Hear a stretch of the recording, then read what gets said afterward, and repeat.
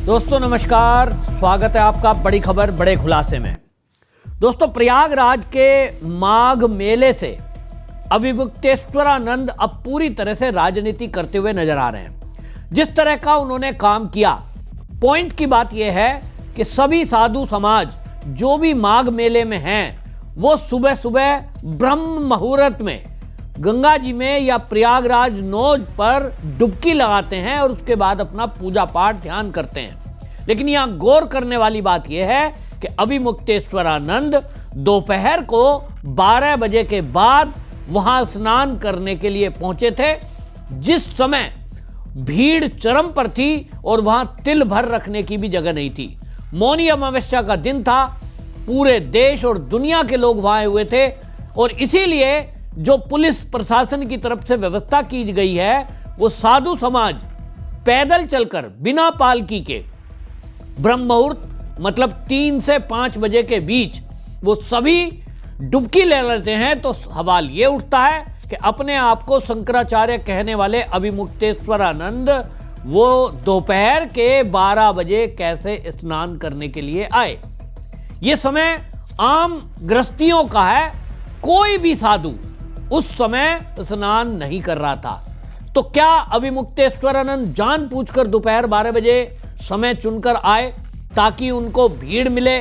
भीड़ में उनको पता था कि उस पुल से प्रतिबंध है, इसीलिए जानबूझकर उस पुल पर गए, जिस पुल पर बैरियर लगाकर बंद किया गया था वो पुल, क्योंकि वो केवल एम्बुलेंस के आने जाने के लिए था, इमरजेंसी वाला पुल था। जानबूझकर उस पुल पर गए ताकि वहां पुलिस से झड़प हो, पुलिस उन पर बल प्रयोग करे। और उनकी कोशिश ठीक उसी तरह मुझे दिखाई दे रही है जैसे किसान आंदोलन में हमने देखा कि खालिस्तानी लोग बैठे हुए थे उसी बीच में, और उनकी पूरी कोशिश थी कि मोदी की पुलिस दिल्ली में उनके ऊपर लाठीचार्ज करे, उनके ऊपर गोली चले, तो वो एक एजेंडा सेट करें कि देखो मोदी की पुलिस तो किसान विरोधी है। ये एजेंडा बिल्कुल ठीक उसी तरह है जैसे सीएए के प्रोटेस्ट के दौरान में बच्चों और महिलाओं को आगे करके शाहीन बाग बनाए गए। ठीक उसी तरह का नैरेटिव सेट करने की कोशिश थी कि अगर दिल्ली में एक भी कोई पुलिस वाला महिला या बच्चे के ऊपर डंडा चला देता तो ये वीडियो फोटो निकालते और ये कहते कि देखिए मोदी की पुलिस मुस्लिम महिलाओं और बच्चों पर लाठी चला रही है। ये पूरा एजेंडा मुझे ठीक इसी तरह दिखाई दे रहा है। अविमुक्तेश्वरानंद शंकराचार्य हैं या नहीं, उस पर भी विवाद है, लेकिन मैं ये कह रहा हूं कि अगर वो शंकराचार्य हैं भी, तो भी क्या किसी को इस देश में कानून तोड़ने की आज्ञा है? जब पिछले बार कुंभ के मेले में भगदड़ मची, यही अविमुक्तेश्वरानंद सवाल उठा रहे थे कि प्रशासन ने 30 मौतें बताई हैं, ये तो 300 मरे हैं। तो फिर उसके बाद पुलिस प्रशासन को टाइट किया गया और उसके बाद यह तय हुआ कि जब भीड़ का समय होगा तो वहां पैदल जाएंगे, कोई भी सवारी वहां अलाउ नहीं है। आप एक रथनुमा गद्दी को लेकर जा रहे हैं, जबकि आपसे भी बड़ी बड़ी उम्र के जो महंत और संत, यहां तक कि शंकराचार्य भी और अन्य शंकराचार्य भी जो हैं, वो माघ मेले में जो गए हुए हैं, वो पैदल जाकर डुबकी लगाते हैं। तो अविमुक्तेश्वरानंद जानबूझकर ये एजेंडा सेट करने के लिए गए। अब ये चीजें सामने आ रही हैं। अविमुक्तेश्वरानंद जिस तरह से मुस्कुराकर अखिलेश यादव से बात करते हुए टेलीफोन पे दिखाई दिए, वो भी इंटरनेशनल नेशनल मीडिया के सामने। तो ये मीडिया का जो मैनेजमेंट दिखाई दे रहा है, बड़े बड़े चैनल, मैं नाम नहीं लूंगा, लेकिन कई बड़े चैनल अविमुक्तेश्वरानंद की डेली बाइट और लाइव दिखा रहे हैं। एक तरफ अखिलेश यादव के बयान, देखिए शंकराचार्य जी और जितने भी हमारे साधु संत हैं, ये हमारी शोभा हैं। और जब इतने बड़े आयोजन हो, स्वाभाविक रूप से लोग उनसे मिलने आते हैं, आशीर्वाद लेने आते हैं, उनके अनुयायी उनसे बहुत सारी जानकारी हासिल करते हैं। यही सनातन धर्म की परंपरा है। और अगर परंपरा कोई तोड़ रहा है तो वो भारतीय जनता पार्टी है। भारतीय जनता पार्टी को ऐसा व्यवहार अपने अधिकारियों के माध्यम से नहीं करना चाहिए था। भारतीय जनता पार्टी ने जानबूझ करके संतों को, साधु संतों को और तमाम लोगों को जानबूझ करके अपमानित किया है। जो संविधान, जो कानून, जो देश का हमारी पहचान है, जो भाईचारा है, जो हमारी संस्कृति है, जिसको सम्मान दिलाने का काम होना चाहिए, वो भारतीय जनता पार्टी नहीं कर रही। एक तरफ कांग्रेसियों की प्रेस कॉन्फ्रेंस, पवन खेड़ा रोज प्रेस कॉन्फ्रेंस कर रहे हैं और ऐसा पक्ष ले रहे हैं उसी अभिमुक्तेश्वरानंद का जो अभी कुछ ही दिनों पहले ये कह रहे थे कि राहुल गांधी तो हिंदू नहीं है। राहुल गांधी को हिंदू नहीं है कहने वाला अभिमुक्तेश्वरानंद, उनके समर्थन में अचानक से कांग्रेस दिखाई दे रही है।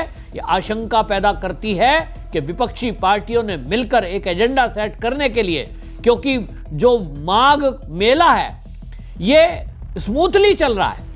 पिछली बार कुंभ में जो भगदड़ हुई उससे सीख लेते हुए इस बार व्यवस्थाएं अच्छी की गई। पुलिस प्रशासन ने सख्ती से पालन किया गया और इमरजेंसी के लिए कुछ पुल रखे गए। इसीलिए इनको शायद पेट में दर्द हुआ कि योगी आदित्यनाथ की तारीफ कैसे हो रही है, ये तो स्मूथली चल रहा है, तो इस मेले में अड़ंगा अटकाएं। आप देखिए जितना मीडिया वहां पहुंचा हुआ है, जो बड़े बड़े चैनल वहां पहुंचे हुए हैं, क्या कोई आपको दिखा रहा है कि इतने बड़े मेले में लाखों लोग रोज वहां संगम में डुबकी लगा रहे हैं, वहां कितनी साफ सफाई है। महाकुंभ में भी इस साफ सफाई ने रिकॉर्ड बनाया। हमारे सफाई कर्मचारी किस तरह से वहां दिन रात ड्यूटी दे रहे हैं, रात को पूरी रात जग जग के ड्यूटी दे रहे हैं। पुलिस प्रशासन के लोग जग जग कर ड्यूटी दे रहे हैं, खड़ी ड्यूटी दे रहे हैं, बिना खाए बिना पिए। उस तारीफ को ये कोई भी नेशनल मीडिया नहीं दिखा रहा है। क्या दिखा रहे हैं? माघ मेले में जितना स्मूथली और अच्छा मेला चल रहा था, जो तारीफ छोटे छोटे channel, YouTube channel, social media के लोग दिखा रहे थे, इनको पेट में दर्द हुआ कि भाई ये तो तारीफ हो रही है। पहले तो जो कुंभ लगा था उसमें तो भगदड़ हो गई, तो एक एजेंडा मिल गया इनको कि साहब वो तो भगदड़ हो गई थी।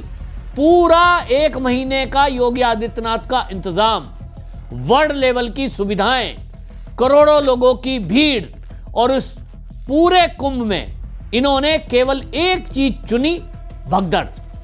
ठीक इसी तरह ये माघ मेले में भी मुझे दिखाई दे रहा है कि अखिलेश यादव 2027 के लिए स्क्रिप्ट तैयार करवा रहे हैं और इस तैयारी में टूल किट दिखाई दे रहा है इन्हें अभिमुक्तेश्वरानंद। शंकराचार्य कह देता हूं, कभी विवाद ना हो। तो भाई शंकराचार्य अभिमुक्तेश्वरानंद, कांग्रेस और अखिलेश यादव की मिलीजुली मुझे टूल किट दिखाई दे रही है, क्योंकि जिस तरह से इनके बयान आ रहे हैं, जिस तरह से मीडिया का मैनेजमेंट किया गया है, बड़े बड़े चैनल पर इनके इंटरव्यू दिखाई जा रहे हैं और वो भी लाइव। और सबसे बड़ी बात, बड़े बड़े वकील जिनकी फीस लाखों में है, अब वो वकील भी सुनने में आ रहा है कि इनके लिए अब सुप्रीम कोर्ट में केस लड़ेंगे। हालांकि अभी भी इलाहाबाद हाई कोर्ट के बड़े वकील इनके पक्ष में पहुंचे हैं और पूरा वकीलों का एक झुंड, और अभिमुक्तेश्वरानंद ने योगी सरकार को नोटिस थमा दिया है। इनको कहा है कि 24 घंटे के अंदर आप अपना दिया हुआ नोटिस वापस लें, उससे मेरी मानहानि हुई है, नहीं तो मैं केस करूंगा। ये मंच पर बैठकर वहीं गद्दी पर लाइव मीडिया में योगी जी को, जो देश के गोरक्षपीठ के, पूरी दुनिया के अनुयायियों के गुरु हैं, जो एक गोरक्षपीठ के पीठाधीश्वर हैं, ऐसे संत और महंत को ये कह रहे हैं कि वो तो औरंगजेब है। मैं तो संत मानता नहीं।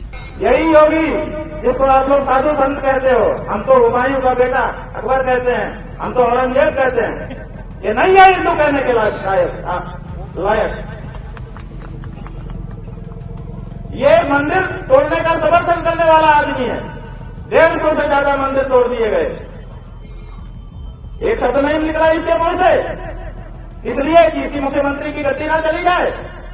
मुख्यमंत्री की गद्दी को महत्वपूर्ण समझने वाला पौराणिक मूर्तियों के सामने क्या हिंदू हो सकता है? वो सत्ता लोलुप है, वो हिंदू नहीं है। और हद जब हो गई कि जगत गुरु शंकराचार्य भद्राचार्य जी महाराज, जिनके करोड़ों फॉलोवर हैं, जिनकी वजह से आज भव्य राम जी का मंदिर अयोध्या में बन पाया, ये वही भद्राचार्य जी महाराज है जिनकी गवाही सुप्रीम कोर्ट तक में भी चली। ऐसे जगत गुरु भद्राचार्य जी महाराज, जो इतने विद्वान हैं कि वो नेत्रहीन होते हुए भी उन्होंने अनेक ग्रंथ लिख दिए, पूरी व्याख्या उनसे सुन लीजिए, और ये उनको कह रहे हैं कि वो तो संत ही नहीं है। मुझे बिल्कुल कभी कोई दिक्कत नहीं हुई, लेकिन इस बात से बहुत पीड़ा हुई कि हमारे मैं तो उनको हनुमान जी का अवतार मानता हूं कि वो हनुमान जी के अवतार उस शक्ति के रूप में इस धरती पर हैं। ये हमारा सौभाग्य है कि जगत गुरु भद्राचार्य जी हमारे बीच में हैं और उन्हीं की वजह से बहुत धर्म के काम हो रहे हैं। कितना गुरुकुल चला रहे हैं, वो क्या धर्म की पताका दुनिया में फहरा रहे हैं। और आज एक ऐसा व्यक्ति जिसका अभी यह निर्णय नहीं है कि वो शंकराचार्य है कि नहीं, और बदजुबानी देखिए कि वो कहता है कि भद्राचार्य तो विकलांग है और विकलांग मंत्री संत नहीं हो सकता। चलिए, मैं तो इनको खुली चुनौती देता हूं कि भद्राचार्य जी महाराज जगत गुरु शंकराचार्य जी के सामने बैठे और लाइव चैनल पर चलना चाहिए, पूरा देश देखे कि इन दोनों में कौन विद्वान है। और अगर ये परास्त हो जाएं तो मैं तो कहता हूं कि ये भद्राचार्य जी महाराज के सामने नतमस्तक होकर दंडवत प्रणाम करते हुए स्वीकार करें कि मैं नकली हूं। मैं मानता हूं, मुझे पता है, मैं विश्वास के साथ कह सकता हूं कि भद्राचार्य जी महाराज इनकी पोल पट्टी खोल कर रख देंगे। हालांकि उन्होंने, आपको बता दूं कि जिस तरह से इनका बयान है, भद्राचार्य जी महाराज जो ये बता रहे हैं, उल्टा सीधा बोल रहे हैं, अखिलेश उनको भद्राचार्य जी महाराज ने पोल पट्टी खोल दी और उन्होंने कहा कि अभिमुक्तेश्वरानंद जो है वो गलत है। मेला प्रशासन ने जो व्यवस्था बनाई उसको हम भी पालन करते हैं, हम भी स्नान के लिए गए हैं तो हम पैदल जाते हैं। ठीक से पूछिए। मुक्तेश्वरानंद कह रहे हैं कि हमारे साथ अन्याय हुआ है। कौन कर रहा है? मुक्तेश्वरानंद। नहीं, अन्याय उनके साथ नहीं हुआ, उन्होंने अन्याय किया है।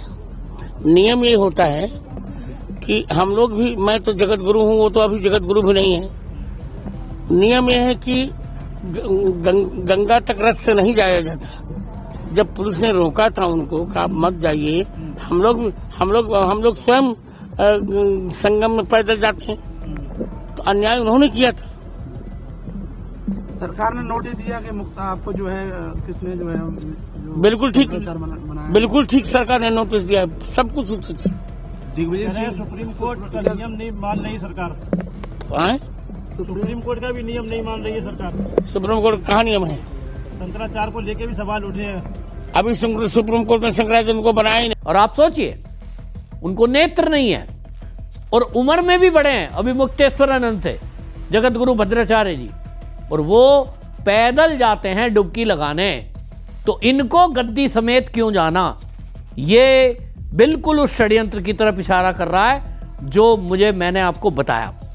दूसरी तरफ योगी आदित्यनाथ को आप औरंगजेब बताते हैं। ये साफ दिखाई दे रहा है कि ये भड़का रहे हैं, शासन प्रशासन को गाली दे रहे हैं, माइक से उन पुलिस वालों को हड़का रहे हैं, केस करने की धमकी दे रहे हैं। ये साफ दिखाई दे रहा है कि दोपहर के 12 बजे आने का इनका मकसद और प्रतिबंधित पुल से आना और पुलिस वालों की गिरबान पकड़ने तक के वीडियो आए हैं कि इनके जो बटुक हैं, जिनको कहा जा रहा है कि साहब उनकी चोटी पकड़ ली, उनको डंडा मारा गया, उनको घसीटा गया, अब ऐसी वीडियो आई हैं कि वो पुलिस कर्मियों के गिरबान पकड़ रहे हैं। तो अब आप सोचिए, ऑन ड्यूटी पुलिस के अधिकारी की गिरबान पकड़ने का अधिकार किसने दिया?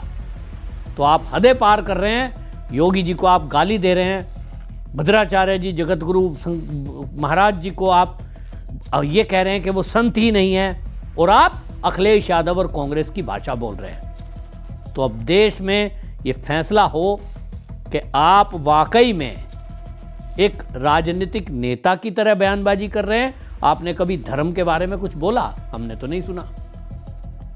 तो ये बहुत ही दुखद है। बहरहाल देखते हैं, इन्होंने योगी जी सरकार को अब नोटिस भेजा है। अब योगी की सरकार इस मामले में क्या एक्शन लेती है देखना होगा। अब ये भी देखना होगा कि सुप्रीम कोर्ट इनके मामले में क्या निर्णय करती है। आपकी इस पर दोस्तों क्या राय है? अपनी राय कमेंट में जरूर लिखें, वीडियो शेयर करें। वंदे मातरम, जय श्री राम।